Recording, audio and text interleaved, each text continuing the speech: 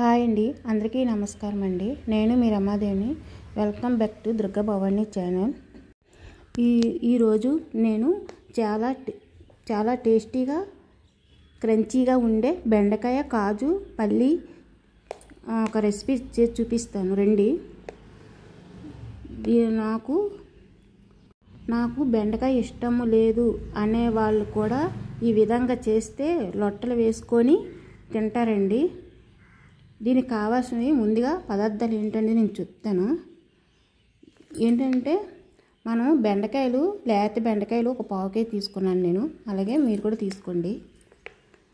ఇవ్వండి, దానికి కావాల్సిన ఇంగ్రీడియంట్స్ ఏంటంటే కాజు పల్లి ఎండుమిర్చి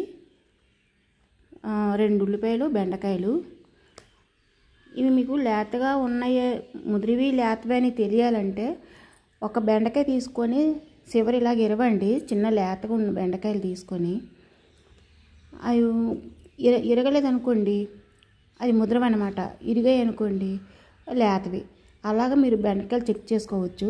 ఇవి ఏంటంటే ముందుగా బెండకాయలు బాగా సాల్ట్ వాటర్లో 2 సార్లు కడిగేసి ఒక 10 నిమిషాలు ఆరబెట్టేయండి. ఆరబెట్టేసాక అప్పుడు ఈ విధంగా ముక్కలు కట్ చేయండి. ముక్కలు లావు ఉండకూడదు, పలచగా ఉండకూడదు, అలా ఉండాలి. మందంగా కూడా ఉండకూడదు అనమాట. అయితే ముందు ఆయిల్ వేయండి. కళాయి పెట్టి ఆయిల్ బాగా మరిగాక అప్పుడు కొద్దిగా ఈ ముక్కలు వేసి వేపండి. ఇవి ఏంటంటే ఎక్కువ ఏగిపోకూడదు, ఒక 80% మాత్రమే వేగాలి. తగిన 20% మనకి పోపులో వేగాలన్నమాట.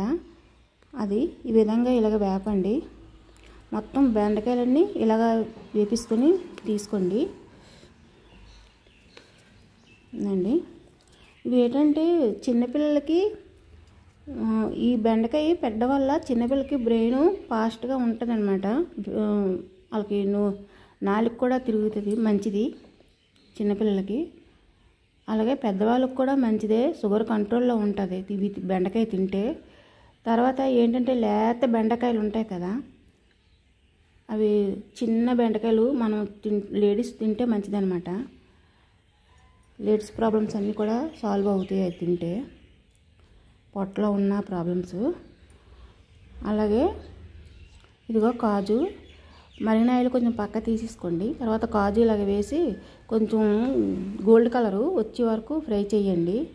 సిమ్లో పెట్టి ఫ్రై చేయండి, లేదంటే మాడిపోతాయి. సరే, ఇవి కూడా ఎగిపోయి తీసేయండి ఒక పక్కకి. ఇప్పుడు పల్లీలు వేయండి. చూడండి, వేగిపోయి చూసారా.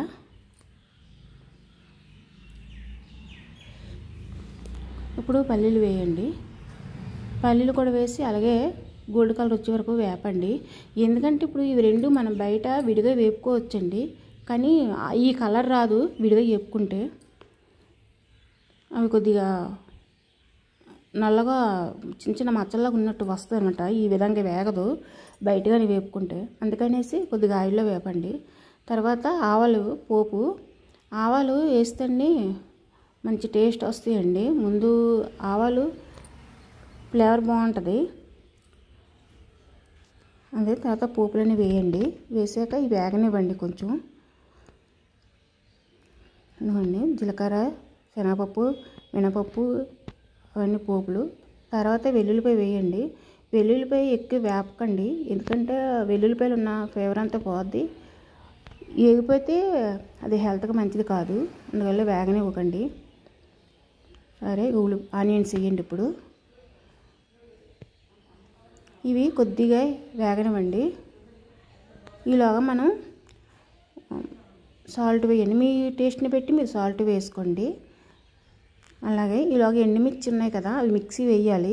కచ్చబచ్చన అంటే ఎక్కువ మెత్తగా నలిగిపోకూడదు, గింజ తొక్క అలా ఉన్నట్టు మనకు కనబడినట్టు ఉండాలి. సరిగా పసుపు అండి, పసుపు వేయాలి. ఎందుకంటే మనం ఇక్కడ మసాలా కారం వేయలేదు కదా, ఇందులోని మసాలా కారం వేసుకోము, పసుపు అందువల్ల పసుపు వేసుకోవాలి. తర్వాత ఇప్పుడు ఎగినివన్నీ ఇలాగ వేసేయండి. వేసేసి ఒక 10 నిమిషాలు ఇలా కదపండి. ఒక 10 నిమిషాలు ఇలా కదపండి. కదిపితే మాత్రం అలా కింద పైన ఇలా కలిపితే ఆ బెండకాయ ఎందుకంటే మనం ఇందాక 80% 80% మాత్రమే మనం అక్కడ వేపాం ఆయిల్లో. ఇప్పుడు ఉన్న 20% ఇక్కడ వేగాలన్నమాట. ఉల్లిపాయ, ఈ బెండకాయ, ఈ కాజు ఇవన్నీ కలిపి వేగితే బాగుంటుంది. ఇంకో అల్లం ఇప్పుడు వేయండి. ముందుగా వేసేస్తే బాగా వేగిపోద్ది, నోటికి స్పైసీగా తగలదనమాట, అల్లం ముక్కలు తగలవు. అందుకనేసి ముందుగా వేయకుండా లాస్ట్ వేసాను.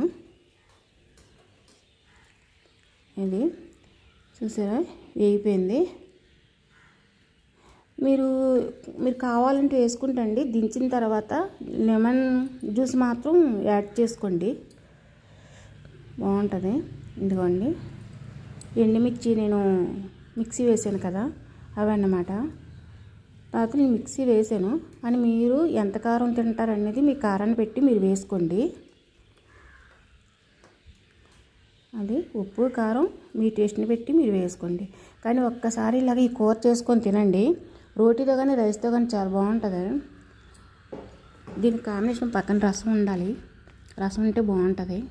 అలాగే మా వీడియో మీకు నచ్చినట్లయితే మా ఛానల్ని సబ్స్క్రైబ్ చేయండి, లైక్ చేయండి, షేర్ చేయండి. చూడండి బెండకాయ ఫ్రై ఒకసారి మీరు చేసి ఇస్తానండి. బాయ్ అండి.